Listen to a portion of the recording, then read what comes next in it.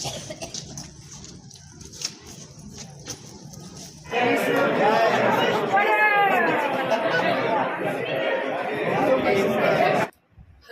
Hello, good evening. हमारे सारे ख्रिस्ती भाई बहन लोग जानते हैं, जो नहीं जानते उनके लिए मैं एक नई जानकारी दूंगी आज कि ईस्टर में क्या क्या होता है। तो चलिए आप लोग सब बने रहिए और चर्च पहुंचने के बाद जो कुछ होगा आप लोग को दिखाएंगे और आप लोग तक पहुंचाने की कोशिश करेंगे। और यदि पसंद आता है तो आप लोग से लाइक शेयर और कमेंट कर दीजिएगा, और नए आने वाले फ्रेंड्स हैं तो सब्सक्राइब जरूर कर। हमारे बोकारो की सेंट मैरी चर्च की एक झलक है जो सजा हुआ है, इस तरह से बहुत खूबसूरत लग रहा है। और जिस प्रकार आप लोग देख पा रहे हैं तो ये ईस्टर नाइट का है और चर्च को बहुत ही खूबसूरत तरीके से सजाया गया था, और धीरे धीरे सारे लोग रात्रि जागरण के लिए पहुंचने लगे थे। रात्रि जागरण इसलिए कहा जाता है क्योंकि ये जो भी पूजन विधि होती है वो रात में होती है ना। और ऐसा माना गया है ख्रिस्तीय भाई बहनों के द्वारा कि आ, एकदम सुबह ईस्टर संडे होते होते प्रभु यीशु ख्रिस्त जी उठते हैं, है ना। और कुछ लोग प्रभु यीशु ख्रिस्त के जी उठने के साथ साथ इसे कब्र पर्व के नाम पर भी मनाया जाता है। जो हमारे मृतक भाई बहन हैं उनको याद की जाती है, और हमारे रोमन कैथोलिक में 2 नवंबर को अपने मृतकों की याद की जाती है, यानी कि कब्र पर्व मनाया जाता है। लेकिन दूसरे और जो भाई बहन हैं वे लोग गुड फ्राइडे को ही कब्र पर्व मनाते हैं और अपने मृतक जो पूर्वज हैं उनकी कब्रों पे प्रार्थना की जाती है। तो सारे लोग पहुंच गए थे और आप लोग बने रहिए और देखिए आज के रात्रि जागरण में और क्या क्या होता है। और यहाँ पर नीचे में इसलिए जमा हो रहे हैं सारे लोग क्योंकि यहीं से शुरुआत होगी। जो आग की ज्वाला भी आप लोग जलते हुए देखिए, उनकी सबसे पहले आशीष होगी और जुलूस के रूप में हम लोग आगे जाएंगे। क्रूस का चिन्ह पिता पुत्र पवित्र आत्मा के नाम पर आमीन।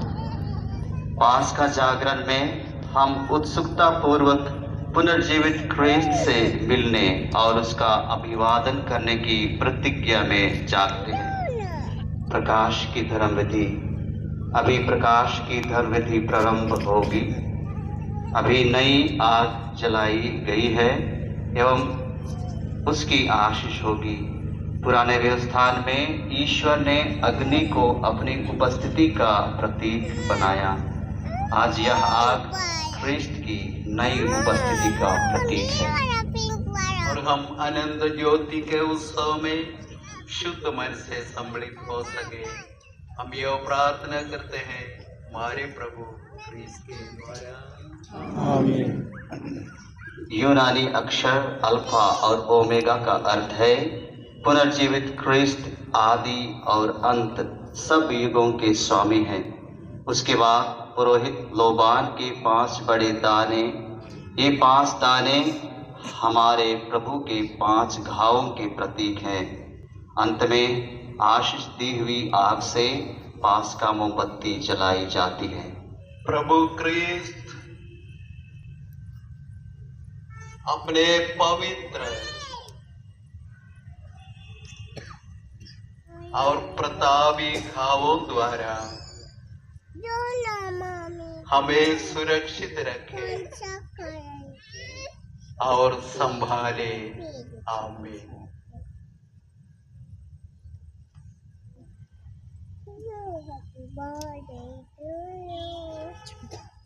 प्रताप के साथ पुनर्जीवित होते हुए ख्रिस्त की ज्योति हमारे मन तथा हृदय का अंधकार दूर कर दे। आमीन। जलती हुई यह पास का मोमबत्ती पुनरुत्थान के प्रकाश एवं प्रताप से चमकते हमारे पुनर्जीवित प्रभु का प्रतीक है। यह उनकी गौरवमयी एवं महिमावान पुनर्जीवित उपस्थिति का चिन्ह है। ख्रिस्त की ज्योति की पहली घोषणा के बाद केवल पुरोहित अपना मोमबत्ती जलाते हैं। ज्योति की दूसरी घोषणा के बाद सब लोग अपनी अपनी मोमबत्ती जलाते हैं। ओ देखिए ख्रिस्त की ज्योति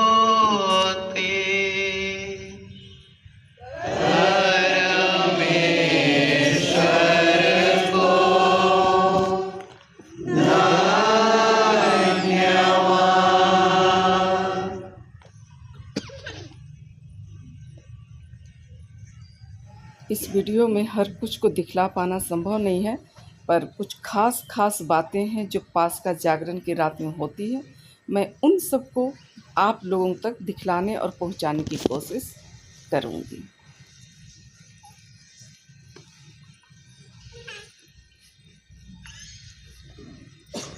ओ देखिए कृष्ण की ज्योति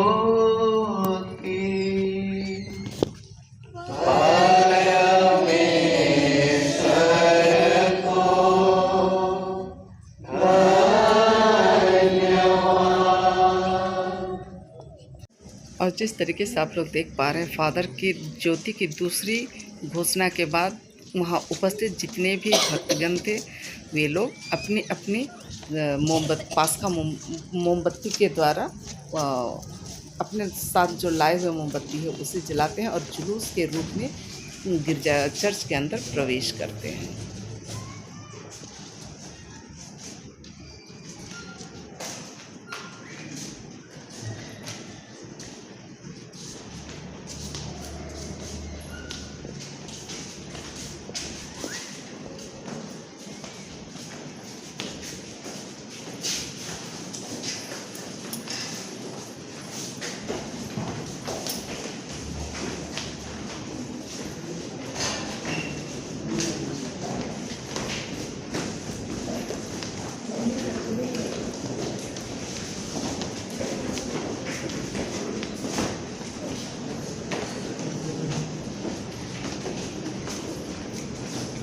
ओ देखिए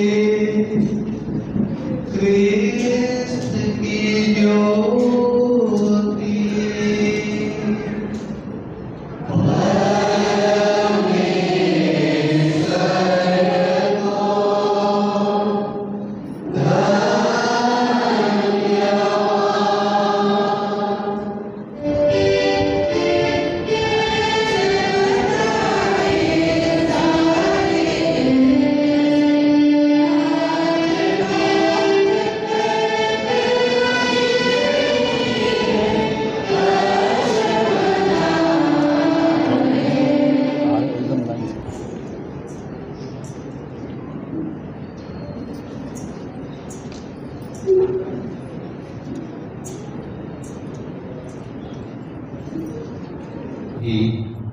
धर्म ग्रंथ से पाठ होंगे। पुराने व्यवस्थान से 4 पाठ और नया व्यवस्थान से 2 पाठ होते हैं। पुराने व्यवस्थान के पाठों का विषय है ईश्वर की महान कार्यों एवं उसकी प्रतिज्ञाएं। इन पाठों में हम अपने मुक्ति कार्यों की ईश्वरीय ऐतिहासिक तैयारी के बारे में सुनेंगे। इन पाठों के द्वारा बपतिस्मा पाने वालों की शिक्षा को पूर्ण किया जाता है, क्योंकि पुराने समय में पास्का रात्रि को ही बपतिस्मा प्रदान किया जाता था। इसलिए पुराने व्यवस्थान के आज के सभी पाठ बपतिस्मा से संबंधित हैं। आज कलीसिया हम सबको अपने अपने बपतिस्मा की याद दिलाती है, अतः हम भी अपने अपने बपतिस्मा पर मनन चिंतन कर सकते हैं। पहला पाठ उत्पत्ति ग्रंथ अध्याय 1 वचन संख्या 1 से अध्याय 2 वचन संख्या 2। ताइए हम आज के पहले पाठ भक्तिपूर्वक सुने। पहला पाठ उत्पत्ति ग्रंथ। ईश्वर ने अपने द्वारा बनाया हुआ सब कुछ देख लिया और यह उसे बहुत अच्छा लगा। प्रारंभ में ईश्वर ने स्वर्ग और पृथ्वी की सृष्टि की। पृथ्वी उजाड़ और सुनसान थी, अतः गर्भ पर अंधकार छाया हुआ था और ईश्वर का आत्मा सागर पर विचरता था। पानी के बीच एक छत बन जाए जो पानी को पानी से अलग कर दे। और ऐसा ही हुआ। ईश्वर ने एक छत बनाई और नीचे का पानी और ऊपर का पानी अलग कर दिया।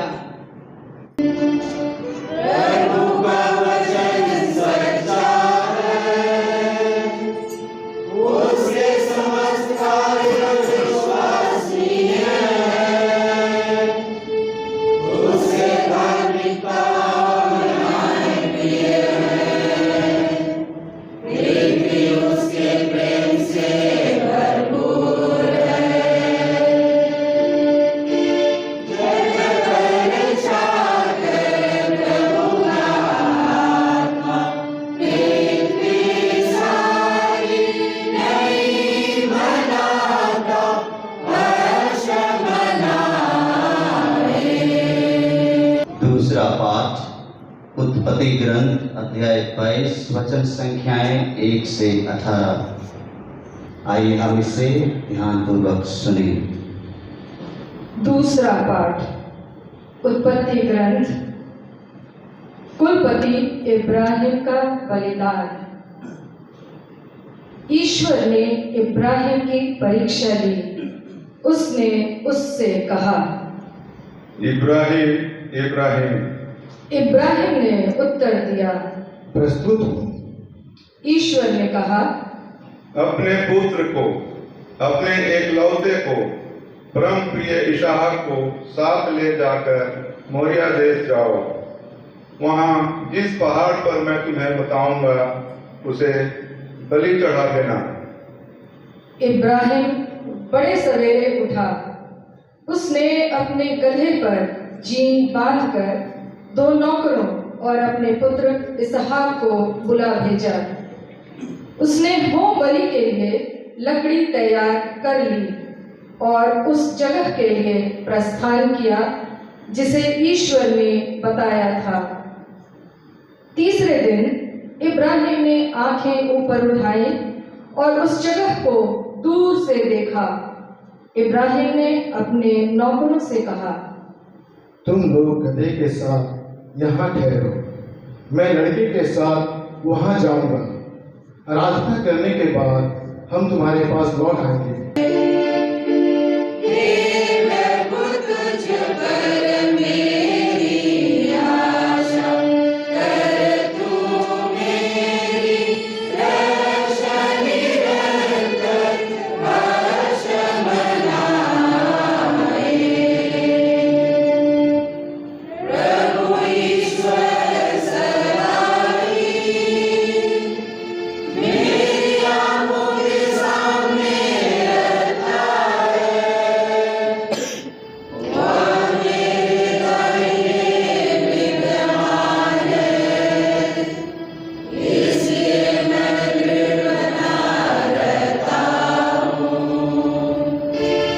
तीसरा पाठ निर्गमन ग्रंथ अध्याय 14 वचन संख्याएं 15 से लेकर अध्याय 15 वचन संख्या 1 है। तो आइए इसे हम ध्यानपूर्वक। निर्गमन ग्रंथ। इस्राएली सागर के बीच सूखी भूमि पर आगे बढ़ने लगे। प्रभु ने मूसा से कहा, तुम मेरी दुहाई क्यों दे रहे हो? इस्राएलियों को आगे बढ़ने का आदेश दो। तुम अपना डंडा उठाकर अपना हाथ सागर के ऊपर बढ़ाओ और उसे 2 भागों में बांट दो, जिससे इस्राएली सूखे पांव समुद्र की तह पर चल सकें। मैं मिस्रियों का हृदय कठोर बनाऊंगा और वे इस्राएलियों का पीछा करेंगे। तब मैं फिरौन, उसकी सेना, उसके रथ और घुड़सवार सबको हराकर अपना सामर्थ्य प्रदर्शित करूंगा। और जब मैं फिरौन, उसकी सेना, उसके रथ और उसके घुड़सवार सबको हराकर अपना सामर्थ्य प्रदर्शित कर चुका होऊंगा, तब मिस्री जान जाएंगे कि मैं प्रभु हूँ। प्रभु का दूत जो इस्राएली सेना के आगे आगे चल रहा था, अपना स्थान बदलकर सेना के पीछे पीछे चलने लगा।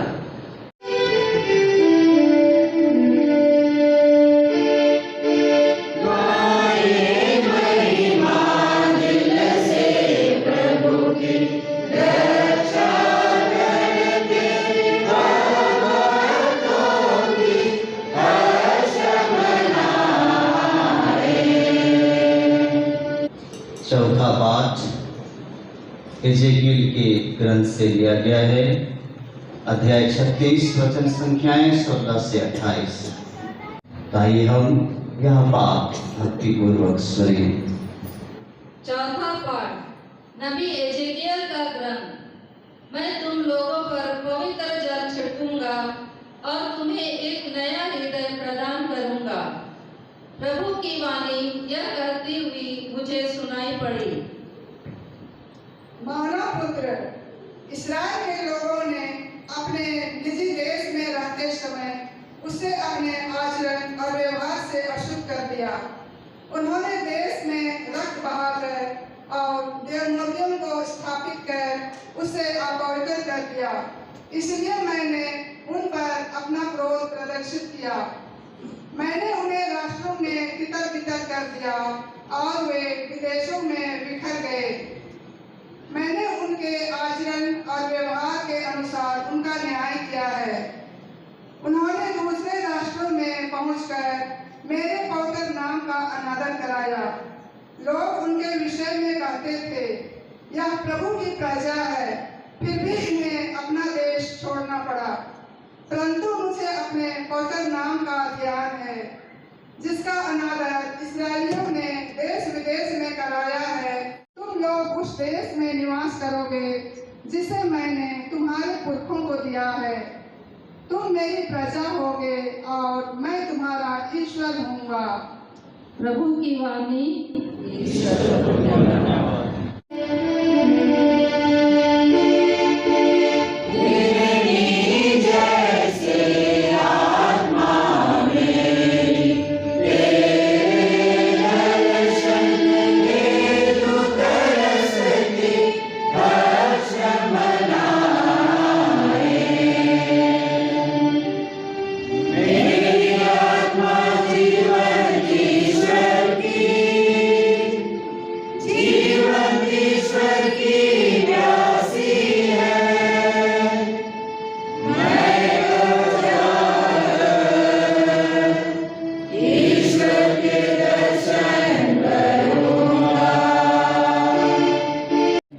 पुराने व्यवस्थान के पाठों की समाप्ति के साथ ही हम नए व्यवस्थान में प्रवेश करते हैं और पास्का का आनंद अपनी चरम स्थिति पर पहुंच जाता है। अभी महिमा गान के द्वारा हम पिता परमेश्वर को उसकी महानता और उसके कार्यों के लिए महिमा देते हैं। हम पुत्र ईश्वर को उनके मुक्ति कार्य के लिए धन्यवाद देते हैं। और पुराने व्यवस्थान के पाठों की समाप्ति के साथ ही वेदी की बत्तियां जला दी जाती हैं, घंटियां बज उठती हैं और महिमा गान जो है वो गूंज उठती है। तो चलिए आप लोग बने रहिए और महिमा गान कीजिए।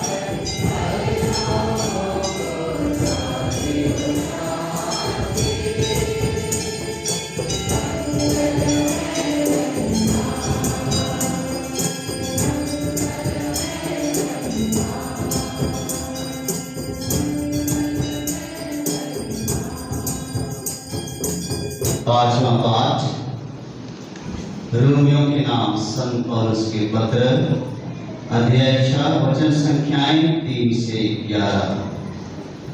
रोमियो के नाम संत पौलुस के पत्र में यह पाठ बपतिस्मा से संबंधित है। यीशु का जो बपतिस्मा हम सबों को मिला है वह उनकी मृत्यु का बपतिस्मा है। बपतिस्मा के द्वारा हम उनकी मृत्यु तथा पुनरुत्थान के सहभागी बन जाते हैं तथा नया जीवन प्राप्त करते हैं, पाप की गुलामी से मुक्त होते हैं। ताइए हम यह पाठ भक्ति पूर्वक सुने।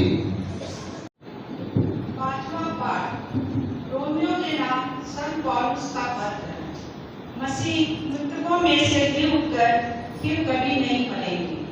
भाइयों, यीशु मसीह का जो बपतिस्मा हम सबों को मिला है वह उनकी मृत्यु का बपतिस्मा है। हम उनकी मृत्यु का बपतिस्मा ग्रहण कर उनके साथ इसलिए दफनाए गए हैं कि जिस तरह मसीह पिता के सामर्थ्य से मृतकों में से जी उठे हैं उसी तरह हम भी एक नया जीवन जिए। हालेलुया, अर्थात ईश्वर की स्तुति हो 3 बार गाते हैं। यह आनंद की ध्वनि है जो पास्का काल की समस्त धर्म क्रियाओं में गूंजती रहेगी। कृपया सब खड़े हो जाएं।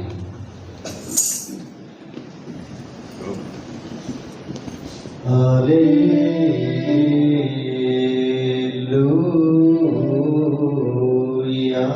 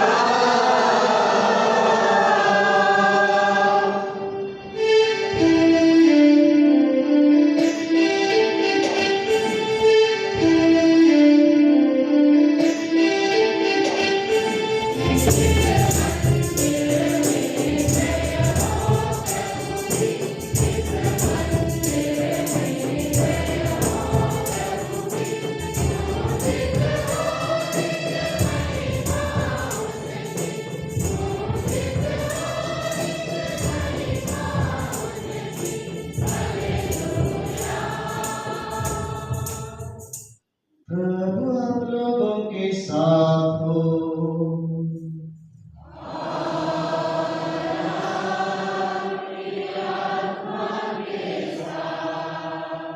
संत मत्ती के अनुसार पवित्र सुसमाचार।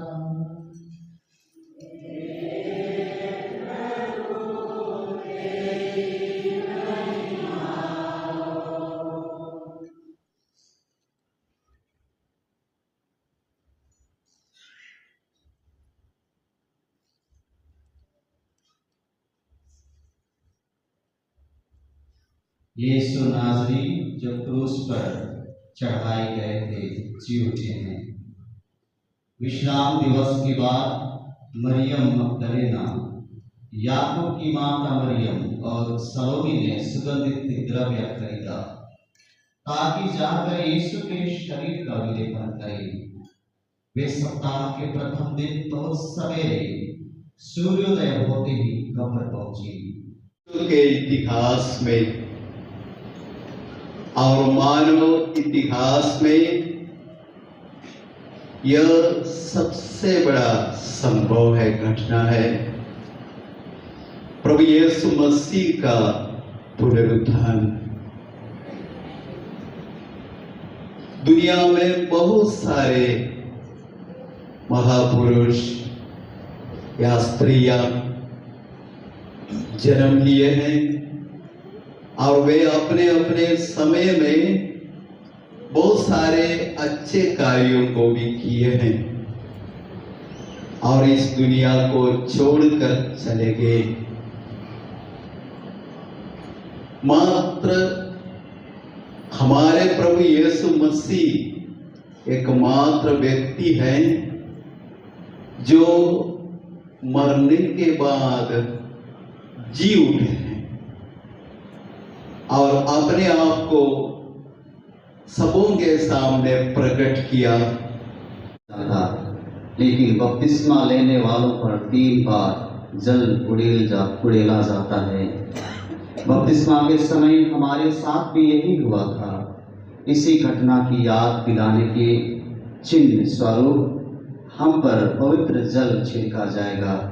इसके लिए पुरोहित सर्वप्रथम जल को आशीष प्रदान करेंगे। स्वर्ग पिता है परमेश्वर,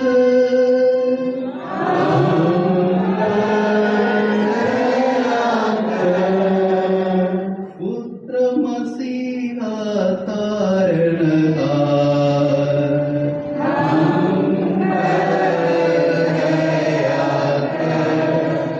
पवित्र आत्मा परमेश्वर,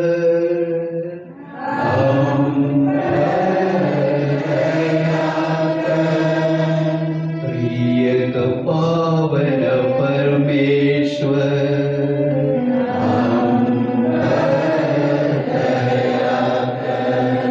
और अभी जल की आशीष होगी और इस जल की जरूरत हम ख्रिस्ती भाई बहनों को हर शुभ काम के लिए ज़रूरत पड़ती है।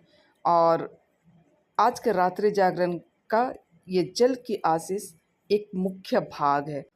और जिस तरीके से फादर जो है ये पास्का मोमबत्ती को लेकर के पहले से जो जल रखे हुए हैं उसमें 3 बार डुबोते हैं और इसके पहले फादर आशीष की प्रार्थनाएं पढ़ी हैं ताकि ये जल जो है वो हमारे लिए शुद्ध हो सके, है ना। और इसके बाद सभी विश्वासी गण पर इस जल को छिड़का जाएगा। तो चलिए आप लोग बने रहिए।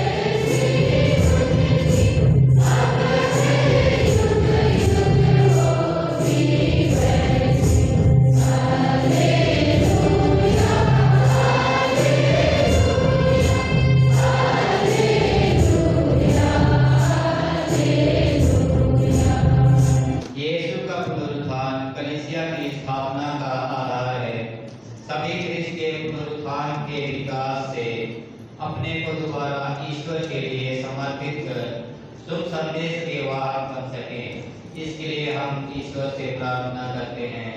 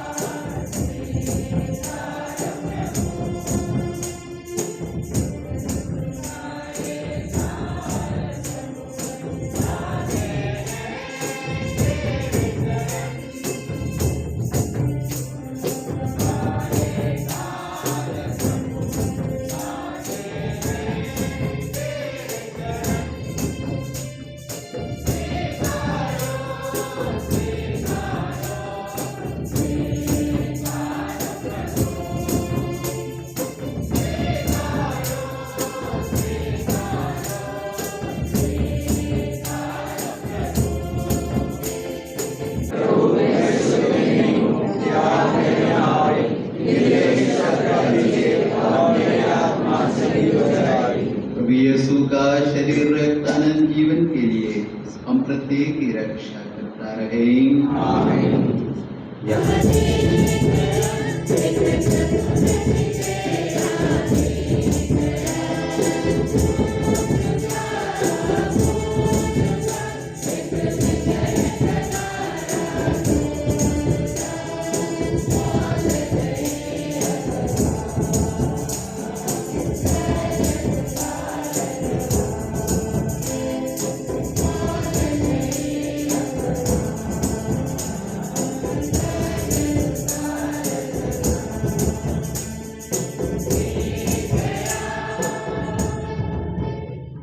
बोलिए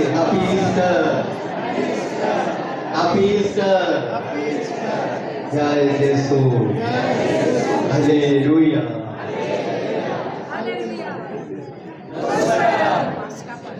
हम सभी को आज बहुत ही आनंदित हैं और इस रात्रि जागरण में उपस्थित हैं। हम प्रभु आप लोगों के साथ हो।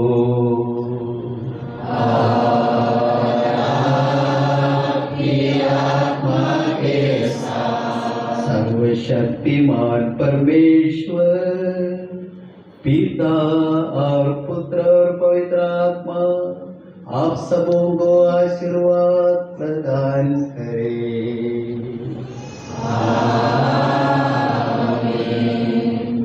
आप लोग विदा लें, विश्वास संपन्न हुआ।